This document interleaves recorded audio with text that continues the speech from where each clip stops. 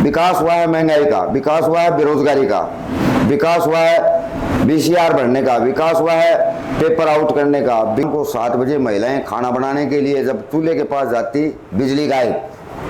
हर परीक्षा का पूरे 5 साल में पेपर आउट। आपके हाथ में वो चाबी हो विधानसभा में किसको मुख्यमंत्री बनाए, कांग्रेस और बीजेपी बराबर में रह जाए, तो आप किस ओर जाओगे? आपने 5 साल विधानसभा के अंदर धौध का प्रतिनिधि किया, उसमें आपने ऐसी कौन कौन से काम किए जो धौध की जनता गर्व महसूस कर सके? आप भी जैसे कांग्रेस और बीजेपी दोनों के खिलाफ लड़ाई लड़ रहे हो, और राजस्थान में एक हनुमान बेनीवाल है जो भी कांग्रेस और बीजेपी के खिलाफ लड़ाई लड़ने की बात करें और बोल रहे हैं कि जो भी इनके खिलाफ जो लड़ाई लड़ेगा उनसे हम गठबंधन करने के लिए तैयार हैं, तो क्या उनसे भी कोई वार्ता हुई है? इसकी दोनों ही पार्टियों की रणनीति कंपनियों के है।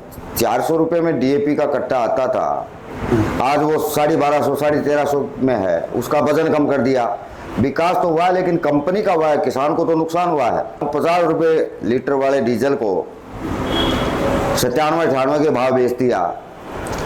पेट्रोल तो 100 से क्रॉस कर गया।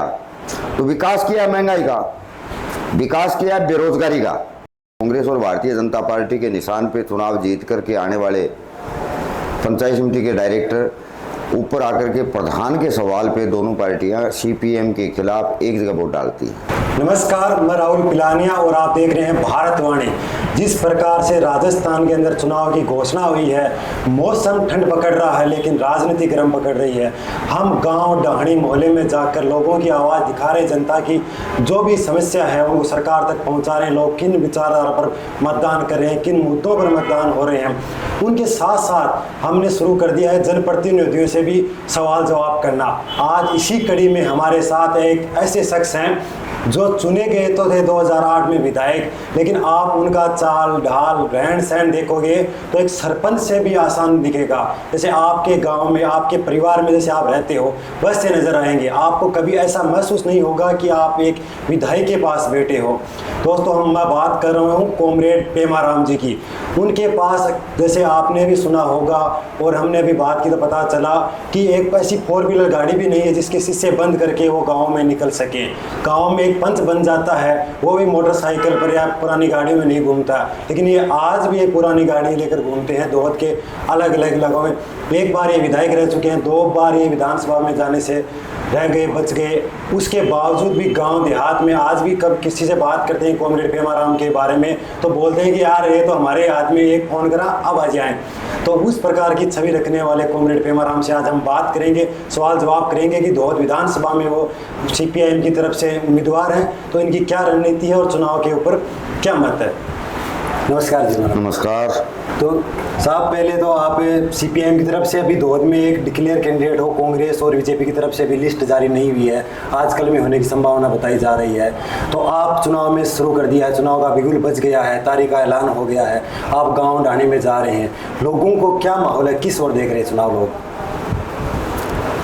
चुनाव का तो देखिए ऐसा है, जनता किसको वोट देना चाहेगी वो एक अलग बात है, लेकिन जहाँ तक 2008 से लेकर 2013 तक मैं था एमएलए के रूप में, उसके बाद 2 चुनाव हमारे धौध के इलाके में कांग्रेस और भारतीय जनता पार्टी ने मिलकर के जो चुनाव लड़ा, जनता ने तो सीपीएम को वोट बढ़ा करके दिए हैं, लेकिन दोनों पार्टियों ने मिलकर के सीपीएम को रोकने का काम किया है। लेकिन हमने, कम्युनिस्ट पार्टी मार्क्सवादी ने, इस लाल झंडे ने जनता की एकता बनाने का काम किया है। एकता की ताकत पे सरकारों से, चाहे बीजेपी की रही चाहे कांग्रेस की रही, सरकारों को घुटनों के बल ला करके जनता को फायदा दिलाने का काम जो किया है। आप जैसे ये बोल रहे हो कि उन्होंने मिलकर चुनाव लड़ा, राजस्थान के जो 200 विधानसभा हैं, बाकी विधानसभा की तो मुख्य मुकाबला कांग्रेस और बीजेपी के बीच में माना जाता है, लेकिन धौध में आकर दोनों एक जगह होकर आपके खिलाफ चुनाव लड़ती हैं, ऐसा क्यों, क्या कारण है इसके पीछे?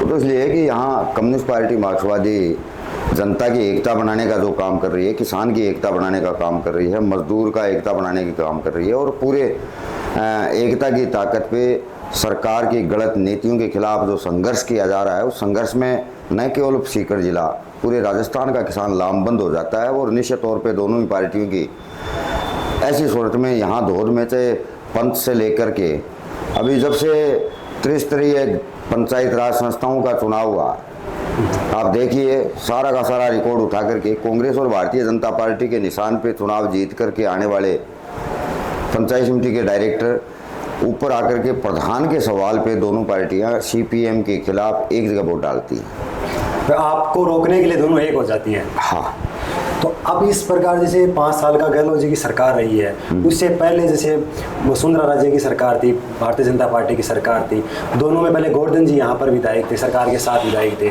और इस बार जैसे परशुराम जी यहाँ पर विधायक है। तो दोनों का कार्यकाल सरकार के साथ रहने, क्योंकि सीपीएम के एक आरोप लगता है लोगों की, जैसे कई लोग लगाते हैं विपक्षी लोग कि भाई ये सरकार के साथ नहीं रहते हैं, इसलिए यहाँ के विकास नहीं हो पाता, धोध का विकास रुक जाता है। तो दोनों विधायक जो पिछले हैं 10 साल का कार्यकाल रहा है, दोनों सरकार के साथ था, तो किस प्रकार का विकास देखते हैं हम? देखिए ऐसा है, पिछले टाइम में राजस्थान में भारतीय जनता पार्टी की सरकार थी, मैडम वसुंधरा जी चीफ मिनिस्टर थी, दिल्ली में मोदी साहब प्रधानमंत्री थे, अपने सीकर जिले में भारतीय जनता पार्टी का पार्लियामेंट का मेंबर जीता हुआ है, और धोध में भारतीय जनता पार्टी का विधायक था। अभी कांग्रेस का विधायक है, कांग्रेस का चीफ मिनिस्टर है। जहाँ तक जो आरोप लगाया करते थे सीपीएम पे कि लगातार 20 साल तक सीपीएम चुनाव जीत रही है धोध को विकास में, मैं नहीं समझता विकास किस तरह से, क्या वो बताएंगे, लेकिन एक चीज़ ज़रूर है, विकास किया है, चाहे जनता का विकास करो या कंपनियों का। उनकी दोनों ही पार्टियों की रणनीति कंपनियों के है। 400 रुपये में डीएपी का कट्टा आता था, आज वो 1250 1350 में है, उसका वजन कम कर दिया। विकास तो हुआ है लेकिन कंपनी का हुआ है, किसान को तो नुकसान हुआ है। जब ये आए तो गैस का सिलेंडर 400 रुपये में मिलता, 1150 में ले गए। जब ये आए तो 50 रुपये में डीजल मिलता था। मैं उनके उन नारों की बात नहीं कर रहा, भारतीय जनता पार्टी के उन नारों की जो काला धन आएगा, 15 लाख खाते में आएंगे, 2 करोड़ रोजगार, मैं उनकी बात नहीं कर रहा। जो इन्होंने किया वो बता रहा हूँ। 50 रुपये लीटर वाले डीजल को 97-98 के भाव बेच दिया, पेट्रोल तो 100 से क्रॉस कर गया। तो विकास किया महंगाई का, विकास किया बेरोजगारी का। अभी अकेले सीकर जिले में लगभग 4500 वो नौजवान है जिन्होंने फौज की परीक्षा पास कर ली, फौज का मेडिकल हो गया, फिजिकल हो गया, इंतजार कर रहे थे, बीच में अग्निवीर आ गया।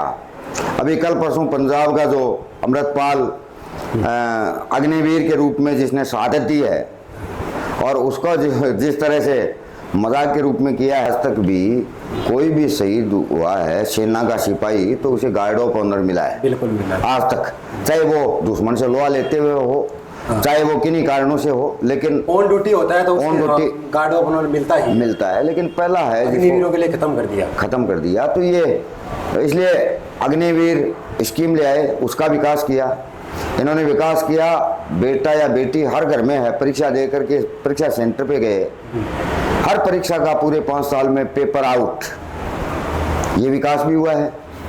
इन्होंने विकास किया।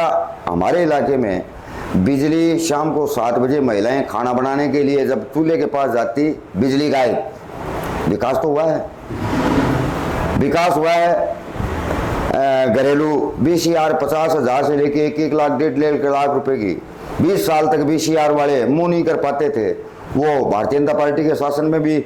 और अब तो ऐसा कोई घर नहीं बचा है जिसको VCR से वंचित होना पड़ा है। जी बोल रहे हैं मैं तो बिजली फ्री दे रहा हूँ, बिल 0 आ रहा है सबका। हाँ, वो कहने को कोई कुछ भी कहे, लेकिन 1-1 लाख रुपए की VCR पहली बार सिविल लाइबिलिटी लगाई थी तो कांग्रेस के गहलोत साहब की सरकार थी, तो पिछले टर्म में सिविल लाइबिलिटी कोई कोर्ट का कहीं से फैसला ला करके, बाकी प्रांतों में सिविल लाइबिलिटी नहीं है, वो राजस्थान में है, गहलोत साहब ने लगाई, भारतीय जनता पार्टी ने उसका समर्थन करने का काम किया। विकास हुआ है महंगाई का, विकास हुआ है बेरोजगारी का, विकास हुआ है VCR भरने का, विकास हुआ है पेपर आउट करने का, विकास किया है इन्होंने भाईचारा तोड़ने का। पिछले 10 साल में जैसे कांग्रेस की एक बार सरकार रह गई और एक बार बीजेपी की रह गई, तो इन दोनों सरकारों को आप किस प्रकार देख रहे हैं कि जनता के लिए कौन सी बेटर सरकार है दोनों में से, अगर देखा जाए तो? ऐसा है, दोनों ही सरकारों में किसकी बात करें, अभी पूरे 5 साल कांग्रेस की सरकार है, पूरे 5 साल तक लगातार आपस में लड़ते रहे कि कौन ज्यादा मलाई खाएगा। जनता के सवाल पे नहीं लड़े गहलोत साहब और पायलट साहब आपस में कि कौन ज्यादा। और अभी भारतीय जनता पार्टी की भी यही पोजीशन है। भारतीय जनता पार्टी में भी कह रहे हैं कि 10 साल भारतीय जनता पार्टी की चीफ मिनिस्टर के रूप में मैडम रह गई, इसलिए उसको वो ज्यादा मलाई खा गई, इसलिए उसको बर्फ में लगाएंगे। ये किसको अच्छी बताएं? आपस में लड़ रहे हैं। जनता को तो धर्म के नाम पे, जाति के नाम पे, क्षेत्र के नाम पे विभाजित करके वोट हासिल करने का जो तरीका है वो तरीका अपनाने का काम कर रहे हैं। हमने जनता की एकता बना करके, एकता की ताकत पे इनकी गलत नीतियों के खिलाफ, चाहे कांग्रेस की सरकार रही है चाहे भाजपा की सरकार रही है, उनके खिलाफ सरकारों को घुटने भी टिकाए हैं। और बड़े बड़े आंदोलन, अभी मैं समझता हूँ भारत की आज़ादी के बाद पहला मौका है जो किसान आंदोलन 3 कृषि कानून को लेकर के, शायद आज़ादी के बाद इससे पहले इतना बड़ा कोई आंदोलन नहीं हुआ। उसमें भी भारत सरकार में मोदी साहब को न केवल माफ़ी, घुटने भी टेकने पड़े, किसान से माफ़ी भी, जो अपमानजनक शब्द कह रहे थे, माफ़ी भी मांगनी पड़ी और 3 कृषि कानून बता रहे थे किसानों को। हाँ। तो जिस प्रकार से जैसे कुछ दिन पहले मीडिया में खबरें चल रही थी कि सीपीएम का और कांग्रेस का गठबंधन हो सकता है, कुछ सीटों पर सहमति बन सकती है, तो उन खबरों में कितनी सच्चाई है? क्या गठबंधन हो सकता है कांग्रेस का और सीपीएम का? ना, निराधार है, ऐसा कोई समझौते की गुंजाइश नहीं है। और कहाँ समझौते की बात कर रहे हो? महिला पहलवान, जब देश की मतलब कोई भी महिला ये नहीं कहती कि उत्पीड़न हुआ है, लेकिन वो देशवासियों से अपील कर रही थी जंतर मंतर पे। समझ में आ रहा है कि भारतीय जनता पार्टी की केंद्र सरकार तो उसको बताने के लिए सारी की सारी पूरी सेंट्रल गवर्नमेंट, पूरी भारतीय जनता पार्टी एक पार्लियामेंट के मेंबर को बचाने के लिए उसके साथ खड़ी थी, लेकिन कांग्रेस कहाँ थी? इसलिए ये इन दोनों का ऐसा ही है। नहीं, आप भी जैसे कांग्रेस और बीजेपी दोनों के खिलाफ लड़ाई लड़ रहे हो, और राजस्थान में एक हनुमान बेनीवाल है जो भी कांग्रेस और बीजेपी के खिलाफ लड़ाई लड़ने की बात करें और बोल रहे हैं कि जो भी इनके खिलाफ जो लड़ाई लड़ेगा उनसे हम गठबंधन करने के लिए तैयार हैं। तो क्या उनसे भी कोई वार्ता हुई है इस मामले में? ऐसा है, हमारी पार्टी का लीडर है अमराराम जी, राजस्थान का पार्टी का सेक्रेटरी है। कॉमरेड अमराराम ने वैसे प्रयास भी किए, आदमी भी भेजे हैं, वीडियो भी अमराराम का आया। निश्चित तौर पे छोटे जो दल है, चाहे हमारी पार्टी का निर्णय भी है, कम्युनिस्ट पार्टी मार्क्सवादी का, कि जो छोटे दल है, चाहे सीपीएम है, चाहे आरएलपी है, चाहे बीटीपी है, ये छोटे दल चुनाव में जेजेपी का भी एंट्री हो गई राजस्थान के अंदर, उनसे भी बातचीत हुई है क्या? जेजेपी से तो बात होने का प्रश्न नहीं है। जेजेपी का मतलब तो इनडायरेक्टली भारतीय जनता पार्टी है। अभी हरियाणा में जेजेपी ने तो कंधा देकर के भारतीय जनता पार्टी की खट्टर साहब की सरकार है। बिल्कुल। तो एक जो मेन चीज़ ये बताई जा रही है कि सीकर के अंदर जैसे धोद विधानसभा है, उसमें जो वोटों की बात आती है तो बोलते हैं कि जो किसान कौम है वो अधिकांश सीपीएम के साथ जाती है, लेकिन जो अपर कास्ट है या फिर जो वो किसानों के साथ सीपीएम के साथ नहीं जाती है, ऐसा लोगों का मानना है।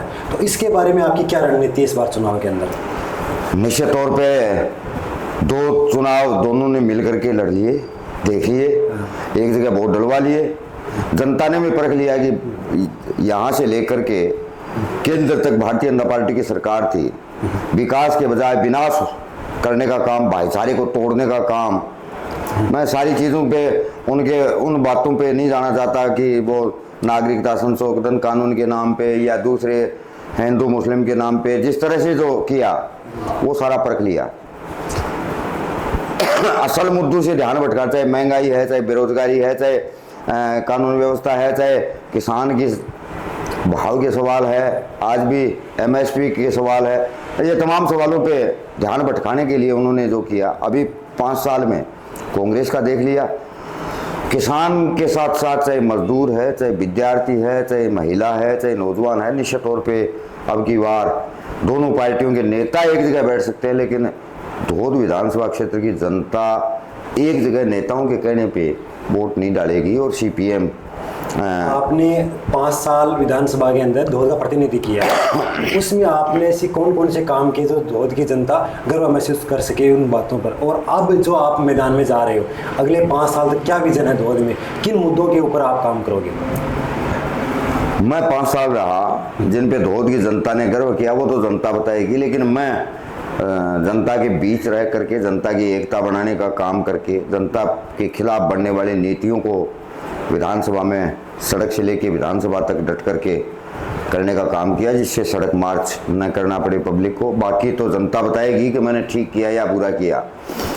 और अब जो सरकारें जनता के विरोध की जो नीतियां बढ़ाई है उनके खिलाफ, जैसे हमने लड़ाई लड़ी है, चाहे बिजली की रेट वृद्धि का था, चाहे कर्जा माफी का सवाल था, चाहे फसल बीमा योजना का सवाल था, चाहे बिजली का सवाल था, चाहे रोजगार का सवाल था, चाहे महिला पहलवानों का सवाल, ये तमाम सवाल मैं कोई एक एक पे नहीं। सही है। एक जो बात बोली जाती है कि सीपीएम के फिक्स वोटर हैं, नए जो वोटर जुड़ रहे हैं ना, वो सीपीएम के पास में कम आ रहे हैं। कॉमरेड जो विचारधारा है बोलते हैं कि सीकर तक चलती है, जयपुर में नहीं चलती है। और आजकल के थोड़ा माहौल अलग हो गया है। जैसे आप साधारण वेशभूषा में जाते हो, नॉर्मल गाड़ियों में जाते हो, आजकल काफिले बन गए हैं लोगों के। नेता बनने के लिए पहले 4-5 स्कॉर्पियो फॉर्च्यूनर लेकर घूमते हैं, अपने कार्यकर्ताओं को 1-2 दिला देते हैं, खर्चा पानी उठाते हैं। सीपीएम चुनाव में प्रचार में जो खर्चा है वो कम करती है कार्यकर्ताओं पर।